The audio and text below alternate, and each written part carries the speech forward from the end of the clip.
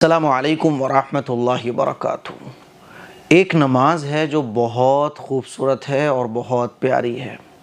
یہ نماز اگر ہم لوگ رمضان کے آخری عشرے میں اور خاص طور پر لیلۃ القدر کی رات میں اس نماز کو پڑھ لینا تو بس مزہ آ جائے۔ 2 راتیں تو لیلۃ القدر کی گزر چکی ہیں، آج تیسری رات ہے، تو لیلۃ القدر کی رات میں اس نماز کو ضرور پڑھنے کی کوشش کریں۔ یہ نماز بہت پیاری ہے۔ اس کا فائدہ کیا ہے کہ اس نماز کو پڑھنے سے ہمارے جتنے بھی پچھلے گناہ ہیں وہ معاف ہو جاتے ہیں۔ جو ہم نے دن کے اجالے میں گناہ کیے وہ بھی معاف ہو جاتے ہیں، رات میں کیے وہ بھی معاف ہو جاتے ہیں، جان کر کیے انجانے میں کیے ہر طرح کا گناہ معاف ہو جاتا ہے۔ اور یہ نماز اتنی خوبصورت ہے کہ رسول اللہ صلی اللہ علیہ وسلم نے یہ نماز اپنے چچا کو تحفے میں دی تھی اور فرمایا تھا کہ اس نماز کو پڑھ لیا کریں۔ اس نماز کو پڑھنے سے جتنے بھی پچھلے گناہ ہیں، کبیرہ ہوں صغیرہ ہوں، سارے گناہ اللہ تعالیٰ معاف فرما دے گا۔ اور آپ علیہ الصلوۃ والسلام نے یہ بھی ارشاد فرمایا کہ اگر ہو سکے تو روزانہ پڑھی جائے یہ نماز، ورنہ ہفتے میں 1 مرتبہ پڑھی جائے، اور اگر یہ بھی ممکن نہ ہو تو مہینے میں 1 بار پڑھی جائے، یہ بھی ممکن نہ ہو تو سال میں 1 مرتبہ پڑھ لی جائے، اور اگر کوئی بالکل ہی نہ پڑھ سکے تو زندگی میں کم از کم 1 بار تو پڑھ لے۔ رمضان کے مہینے میں ایک ماحول ہوتا ہے، ایک جذبہ ہوتا ہے، تو یہ نماز پڑھنا بہت آسان ہے۔ اور اس نماز کو کہا جاتا ہے صلاۃ التسبیح کی نماز، اسی لیے لیلۃ القدر کی رات میں اس نماز کو خاص طور پر پڑھنے کی کوشش کریں۔ میں آج اسی نماز کا طریقہ بہت آسان طریقے سے آپ کو بتانے جا رہا ہوں۔ مجھے امید ہے کہ اس ویڈیو کو دیکھنے کے بعد آپ صلاۃ التسبیح کو بہت آسانی کے ساتھ پڑھنے لگو گے۔ یہ نماز اتنی خوبصورت ہے کہ اس نماز کو بزرگان دین پڑھا کرتے تھے، صحابہ اکرام پڑھا کرتے تھے، بلکہ رمضان میں تو خاص طور پر بعض علماء نے تاکید فرمائی ہے، بعض بزرگوں نے، کہ اس نماز کو روزانہ پڑھا جائے۔ یہ نہیں ہو سکتا تو کم از کم رمضان کے آخری عشرے میں پڑھ لیا جائے، اور یہ بھی ممکن نہ ہو تو لیلۃ القدر میں تو ضرور پڑھنے کی کوشش کریں، کیونکہ لیلۃ القدر میں تو ہم بیٹھتے ہی اس نیت کے ساتھ ہیں کہ ہمیں رات کا اکثر حصہ اپنی عبادت میں گزارنا ہے۔ اب آئیے جانتے ہیں کہ یہ نماز پڑھی کیسے جاتی ہے۔ 4 رکعت اس نماز میں ہوتی ہیں۔ آپ کوئی بھی سورت جو آپ کو یاد ہو وہ پڑھ سکتے ہو۔ بہت سارے لوگ بتاتے ہیں کہ یہ سورت پڑھو، وہ سورت پڑھو، جو سورت آپ کو یاد ہو۔ کسی کو 2 صورتیں یاد ہیں تو 1 رکعت میں 1 سورت، دوسری میں دوسری سورت، تیسری میں پھر وہی سورت پہلے والی، چوتھی میں پھر دوسری سورت۔ آپ کو جو صورتیں یاد ہو وہ آپ کسی بھی رکعت میں پڑھ سکتے ہیں۔ 4 رکعت یہ ہوتی ہیں، اور ان 4 رکعت میں 300 مرتبہ ایک کلمہ ہوتا ہے، وہ پڑھا جاتا ہے۔ کلمہ ہے سبحان اللہ والحمد للہ ولا الہ الا اللہ واللہ اکبر۔ یہ کلمہ ہی اتنا پاورفل ہے کہ اس کو بندہ اگر ایسے ہی بیٹھے بیٹھے پڑھ لے جیسے میں نے پڑھا ہے تو بس اللہ کی رحمتیں، مغفرتیں، ساری برکتیں، رحمتیں اس کے اوپر نازل ہو جاتی ہیں۔ دیکھیے سبحان اللہ یہ ایسا وزنی کلمہ ہے کہ جس کے ثواب کا اندازہ ہی نہیں لگایا جا سکتا۔ سبحان اللہ، اللہ کی اس میں تسبیح ہے، اور یہ فرشتوں کی تسبیح ہے۔ الحمدللہ کتنا پاورفل کلمہ ہے یہ۔ لا الہ الا اللہ یہ تو افضل الذکر ہے نا، یہ اللہ کو بہت پسند ہے۔ اللہ اکبر، نماز کے اندر ہم لوگ کتنی مرتبہ اللہ اکبر پڑھتے ہیں، تو یہ پورا کلمہ جو ہے نا یہی بہت پاورفل ہے۔ سبحان اللہ والحمد للہ ولا الہ الا اللہ واللہ اکبر، تو یہ کلمہ 300 مرتبہ صلاۃ التسبیح کی نماز میں پڑھا جاتا ہے۔ اب یہ کیسے پڑھا جاتا ہے اس کو آپ سمجھ لو۔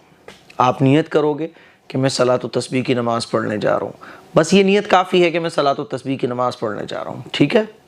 یہ جتنی بھی ایکسٹرا چیزیں ہوتی ہیں ان کو کہنے کی ضرورت ہی نہیں ہے کہ منہ میرا کعبہ شریف کی طرف واسطے اللہ تعالیٰ کے، یہ سب کہنے کی ضرورت ہی نہیں ہے۔ میں صلاۃ التسبیح کی نماز پڑھنے جا رہا ہوں، اصل میں تو نیت دل کے ارادے کو کہتے ہیں، لیکن زبان سے آپ کہنا چاہو تو اتنا کہہ سکتے ہو، کافی ہے بس، ٹھیک؟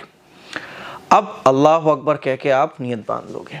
نیت باندھنے کے بعد ثنا پڑھو گے، سبحانک اللہم وبحمدک وتبارک اسمک وتعالی جدک ولا الہ غیرک۔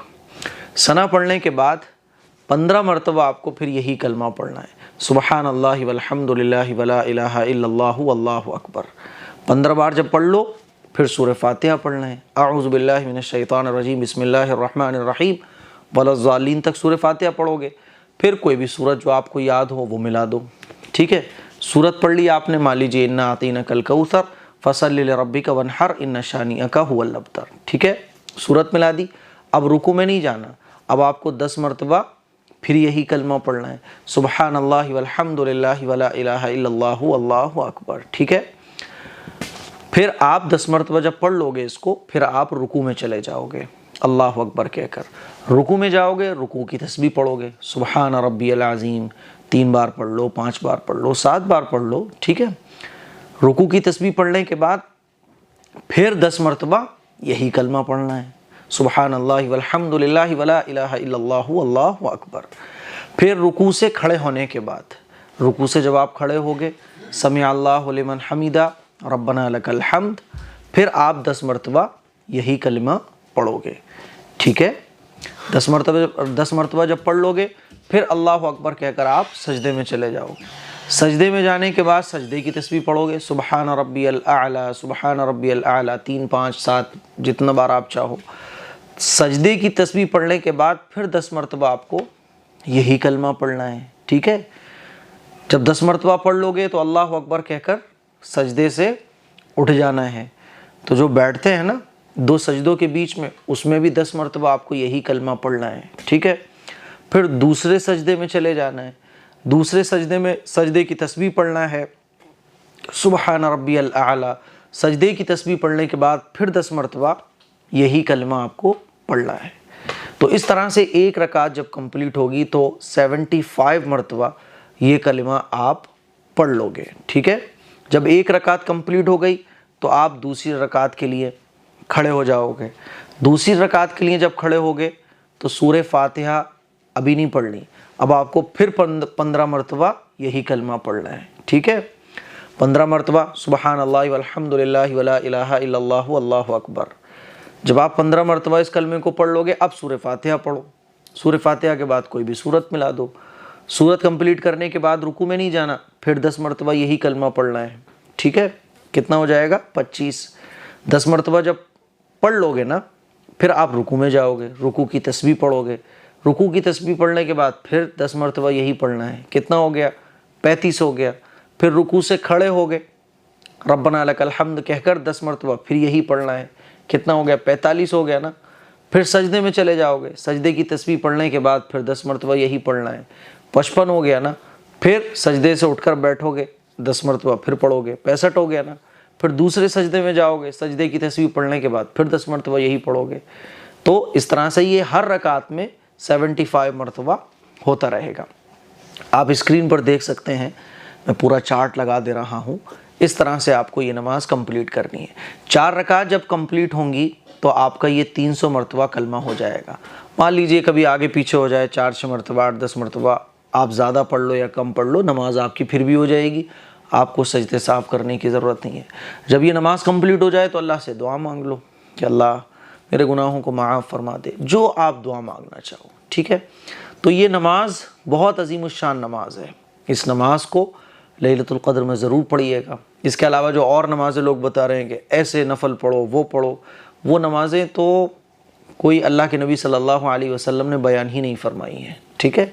نارمل نفل نماز، قضا نماز وہ آپ پڑھ سکتے ہو، تہجد کی نماز ہے نا، لیکن صلاۃ التسبیح کی نماز ضرور پڑھیے گا۔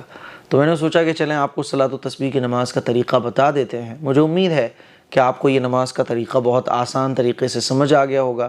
اس کلپ کو شیئر کریں، دوسروں تک پہنچائیں۔ السلام علیکم ورحمۃ اللہ وبرکاتہ۔